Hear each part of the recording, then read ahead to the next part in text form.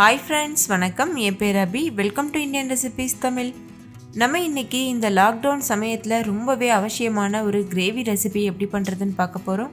இதுக்கு நம்ம வெங்காயம், தக்காளி இந்த மாதிரி பொருட்கள்லாம் யூஸ் பண்ணாமல் ரொம்பவே குறைவான இன்க்ரீடியன்ட் வச்சு பண்ணியிருக்கோம். இது சாதம், இட்லி, தோசை, சப்பாத்தி இது கூடலாம் வச்சு சாப்பிட்றதுக்கு ரொம்பவே சூப்பரான காம்பினேஷனாக இருக்கும். நம்ம எல்லார் வீட்லேயுமே பொதுவாகவே பூண்டு எப்போதுமே வீட்டில் வச்சுருப்போம். ஸோ இந்த பூண்டை வச்சு தான் இந்த கிரேவி நம்ம இன்றைக்கி பண்ண போகிறோம். இது செய்கிறதுக்கும் அதிகபட்சம் ஒரு 10 நிமிஷம் தான் ஆகும். அவ்வளோ சீக்கிரமாகவும் இது செஞ்சு முடிக்க முடியும். இப்போ வாங்க டைம் வேஸ்ட் பண்ணாமல் வீடியோக்குள்ளே போய் இந்த ரெசிபி எப்படி பண்ணுறதுன்னு பார்க்கலாம். வீடியோக்குள்ளே போகிறதுக்கு முன்னாடி நம்ம சேனல் இந்தியன் ரெசிபீஸ் தமிழை சப்ஸ்கிரைப் பண்ணிக்கோங்க. கூடவே இருக்க பெல் சிம்பலையும் கிளிக் பண்ணிவிட்டு ஆல்ன்ற ஆப்ஷனையும் கிளிக் பண்ணி சேவ் பண்ணிக்கோங்க. அப்போ தான் நம்ம சேனலில் வர லேட்டஸ்ட் வீடியோஸை நீங்கள் மிஸ் பண்ணாமல் பார்க்க முடியும். இப்போ வாங்க வீடியோக்குள்ளே போகலாம். ஃபஸ்ட்டு இந்த ரெசிபி பண்ணுறதுக்கு ஒரு முழு பூண்டு எடுத்துக்கோங்க. இது தோல் உரிச்சிட்டு வச்சுக்கோங்க. பூண்டு இவ்வளோ தான் சேர்க்கணும்னு இல்லை, நீங்கள் அதிகமாகவும் சேர்க்கலாம், இல்லை நான் காமிச்சிருக்க அளவை விட கம்மியாகவும் சேர்க்கலாம். இப்போ இந்த பூண்டை தோல் உரித்து நம்ம எடுத்து வச்சிடலாம். இப்போ பாருங்கள், இது எல்லாத்தையும் தோல் உரித்து எடுத்துகிட்டு வந்தாச்சு. இப்போ இது எல்லாத்தையும் நம்ம ஒரு சின்ன உரலில் போட்டுட்டு நல்லா நசுக்கி எடுத்துக்க போகிறோம். 1-2 நசுக்கி எடுத்துக்கணும். ரொம்ப நைஸாக அரைச்சிடக்கூடாது. 1-2 இருந்தால் தான் இந்த ரெசிபிக்கு ரொம்ப டேஸ்ட்டாக இருக்கும். இந்த மாதிரி உரல் உங்ககிட்ட இல்லைன்னா நீங்கள் மிக்சி ஜாரில் போட்டு 1-2 அரைச்சி எடுத்துக்கலாம். ஆனால் ரொம்ப நைஸாக அரைச்சிடக்கூடாது. இப்போ இது போல் இதை நல்லா நசுக்கிக்கோங்க. இப்போ இதை நல்லா நசுக்கி எடுத்தாச்சு. பாருங்கள், இந்த மாதிரி இதை நசுக்கினதுக்கப்புறமா இதை ஒரு ஓரமாக வச்சுருங்க.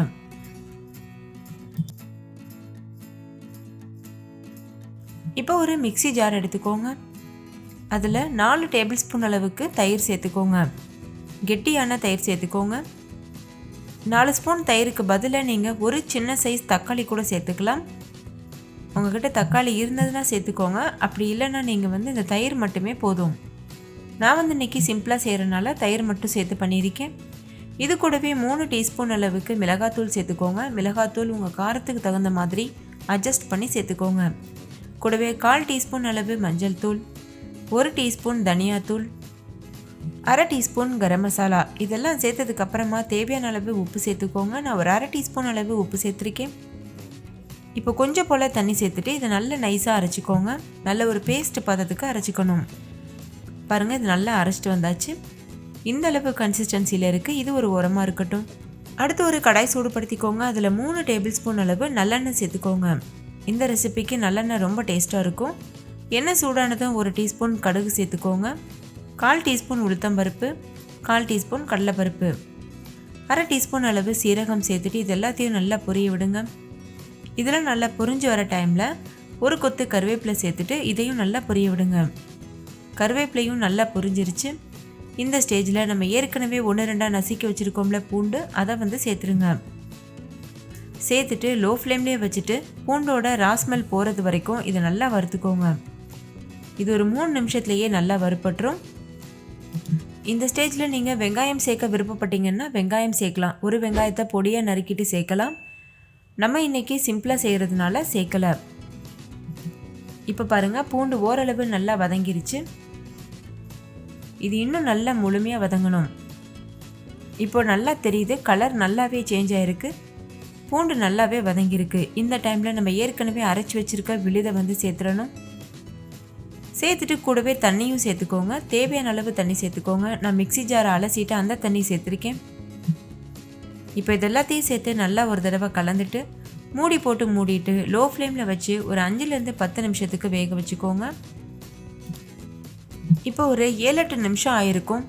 எண்ணெயெல்லாம் நல்லா பிரிஞ்சு இந்த கிரேவி சூப்பராகவே தயாராக இருக்குது. பாருங்கள், எவ்வளோ கலர்ஃபுல்லாக சூப்பராக இருக்குது. இது ரொம்ப சிம்பிளான கிரேவி, ஆனால் டேஸ்ட் ரொம்பவே சூப்பராக இருக்கும். ஸோ கண்டிப்பாக ட்ரை பண்ணி பாருங்கள். சாதம், சப்பாத்தி, இட்லி, தோசை கூடலாம் வச்சு சாப்பிடும்போது அட்டகாசமான காம்பினேஷனாக இருக்கும்.